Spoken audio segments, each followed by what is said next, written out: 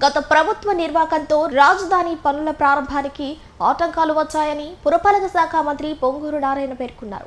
రాజధానిలోని అమరావతిలో మంత్రి నారాయణ పర్యటించారు. సందర్భంగా అమరావతి నిర్మాణ పనులకు అవసరమైన గ్రావెల్ కోసం సిఆర్డీఏ మైనింగ్ శాఖ అధికారులతో కొండలను పరిశీలించారు. ఈ సందర్భంగా మాట్లాడుతూ న్యాయపరమైన సమస్యలు అధిగమించేందుకు 8 నెలలు పట్టిందని అన్నారు. అమరావతి పనులకు అవసరమైన గ్రావెల్ కోసం గనుల శాఖ 851 ఎకరాలు సిఆర్డీఏకు కేటాయించిందని పేర్కొన్నారు.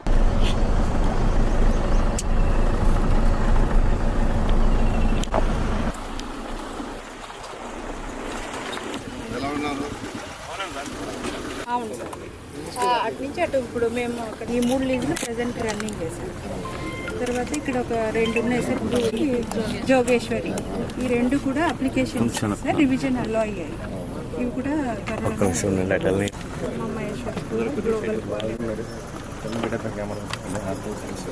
టాప్ ఏరియాలో వేసారు.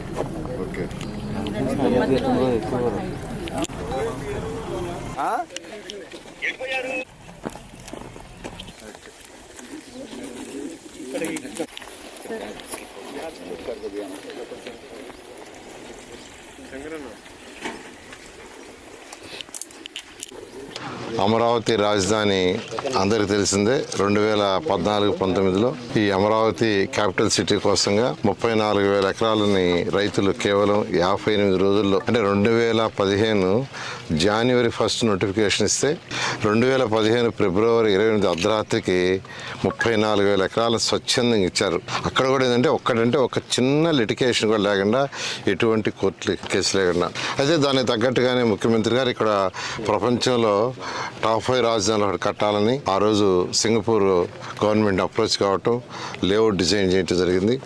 అదేవిధంగా బిల్డింగ్స్ కూడా అసెంబ్లీ కావచ్చు, హైకోర్టు కావచ్చు, లేదా అడ్మినిస్ట్రేటివ్ టవర్స్ కావచ్చు, 5 టవర్స్, వాటిని Norman faster and partners London ప్రపంచంలో టాప్ 10లో ఒకరు, వాళ్ళ దగ్గర డిజైన్ చేయించి వర్క్స్ టేకప్ చేసి దాదాపు 6,000 కోట్ల రూపాయలని యాక్చువల్గా డెవలప్ ఎవరైతే కాంట్రాక్టర్స్ వాళ్ళు పే చేయడం కూడా జరిగింది. దాదాపు 9,000 కోట్ల రూపాయలు వర్క్ జరిగింది. అయితే గత ప్రభుత్వం ఈ యొక్క రాజధానిని 3 ముక్కలు ఆటాడుతూ దాన్ని నిర్ణయం చేసింది. అయితే ఎలక్షన్స్ ముందు మా ముఖ్యమంత్రి గారు ప్రభుత్వం రాగానే వెంటనే రాజధాని టేకప్ చేస్తానంటాం. రాజధాని యాక్చువల్గా టేకప్ చేయడం జరిగింది. అయితే దీంట్లో అనేక హర్డిల్స్ ఉన్నాయి. ఎందుకంటే 2014-19లో ఎవరికైతే టెండర్లు ఇచ్చామో అవి రాజధాని కట్టినప్పుడు వాళ్ళు క్యాన్సిల్ చేస్తుంటే ఇబ్బంది లేదు కాదు, వాళ్ళు టెండర్లు క్యాన్సిల్ చేయాలి, అట్నే ఉంచేశారు, వాళ్ళకి పే చేయాలి. అనేక లీగల్ ప్రాబ్లమ్స్ ఉంటే హర్డిల్స్ అన్నిటి 1 by 1 ఓవర్కమ్తో దాదాపు మాకు 7 నెలలు 8 నెలలు పట్టింది. స్మూత్గా ఎటువంటి ఇబ్బంది లేకుండా అవన్నీ క్లోజ్ చేసాం.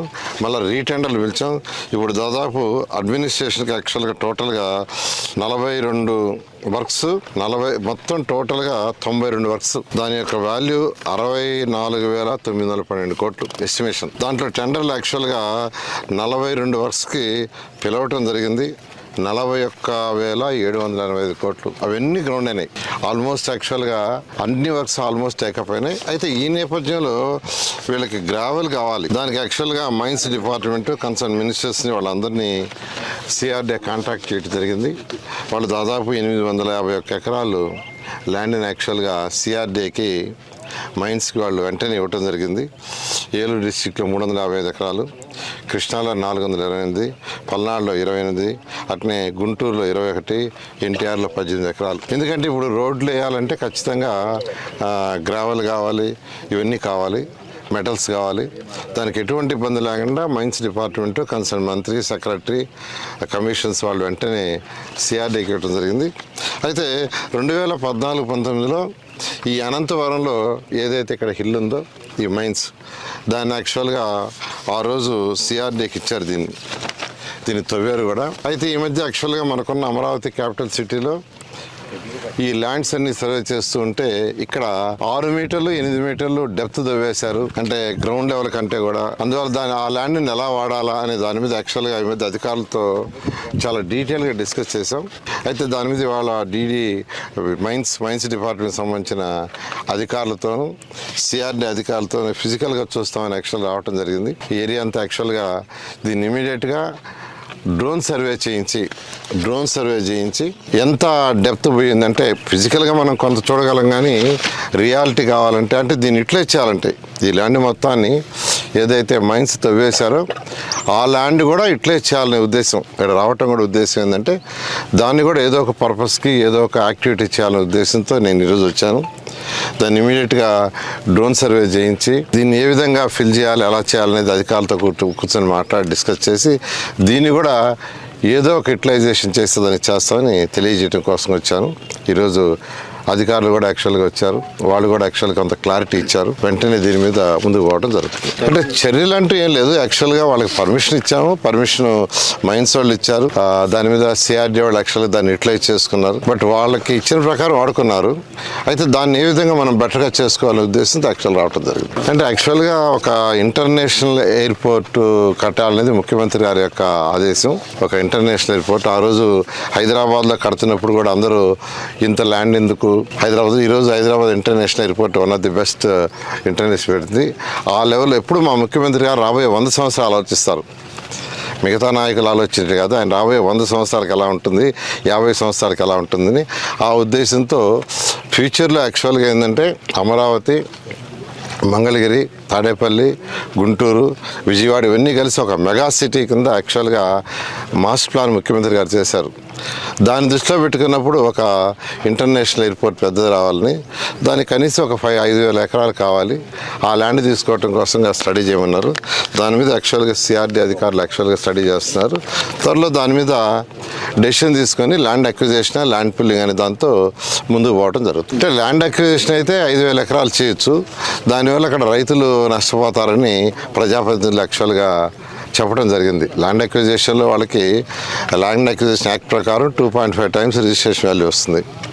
దానివల్ల నష్టపోతారు. దానికంటే ల్యాండ్ పుల్లింగ్కే ఇష్టపడుతున్నారని ప్రజాప్రతినిధులు ఎవరైతే ఎమ్మెల్యేలు ఉన్నారో, శాసనసభ్యులు చెప్పడం జరిగింది. అయితే ల్యాండ్ 5,000 ఎకరాలు మిగలాలి ఎయిర్పోర్ట్ కంటే కనీసం 34,000 ఎకరాలు తీసుకోవాలి. ఎందుకంటే మళ్ళీ లేఅవుట్ వేసి వాళ్ళకి ఇవ్వాల్సిన షేర్ వాళ్ళకి ఇవ్వాలి, మళ్ళీ రోడ్లు ఇవన్నీ డ్రైన్స్ ఇవన్నీ కట్టాలి. అందుకని ల్యాండ్ పుల్లింగ్, ల్యాండ్ అక్విజిషన్ అనేది డిస్కస్ చేస్తున్నాం. త్వరలో ఫైనల్ డెసిషన్ తీసుకొని చెప్పడం జరుగుతుంది. అంటే యాక్చువల్గా దీనికి ఏదైతే ముందు తీసుకున్నామో దానికి సంబంధించిన టెండర్లు అన్నీ కంప్లీట్ అయిపోయినాయి. ఆల్మోస్ట్ ఆ వర్క్స్ కూడా వేగవంతంగా ఈ నెలాఖరికైతే ఆల్మోస్ట్ ఇక్కడ ఒక 15,000 మంది మినిమం వర్క్ చేస్తుంటారు. ఇవన్నీ కూడా టార్గెట్ ఇచ్చాం. 1 సంవత్సరం లోపల అధికారుల భవనాలు ఏదైతే 4,000 భవనాలు ఉన్నాయో అవి హ్యాండ్ ఓవర్ చేయడం జరుగుతుంది. 1 సంవత్సరం లోపల 1.5 year లోపల ట్రంక్ రోడ్స్ ఏదైతే 360 కిలోమీటర్లు ఉందో అది కంప్లీట్ చేయడం జరుగుతుంది. ఈ లేఅవుట్ లోపల రోడ్స్ 2.5 సంవత్సరం, ఐకానిక్ టవర్స్ 3 సంవత్సరాలు, ఒక పక్కా ప్లాన్తో ఉంది. కాబట్టి ఏదైతే ఈ రైతులకు 34,000 ఎకరాలు ఇచ్చారో ఆ రైతులకు మాట తప్పకుండా చేస్తున్నాం. ఇప్పుడు సిటీ డెవలప్ కావాలంటే ముఖ్యమంత్రి గారి యొక్క విజన్ ప్రకారం ఆయన ఎప్పుడూ ఒక 100 సంవత్సరాలు ఆలోచిస్తారు. ఒక మంచి ఎయిర్పోర్ట్ రావాలి, ఒక ఇంటర్నేషనల్ లెవెల్లో ఒక స్పోర్ట్స్ సిటీ కన్స్ట్రక్ట్ చేయాలనే యొక్క ఆలోచన ఉంది. ఎందుకంటే ఒక ఇంటర్నేషనల్ స్పోర్ట్స్ సిటీ కన్స్ట్రక్ట్ చేస్తే అక్కడికి ఒక క్రికెట్ మ్యాచ్ జరుగుతుంది, దేశ విదేశాల నుంచి వస్తారు.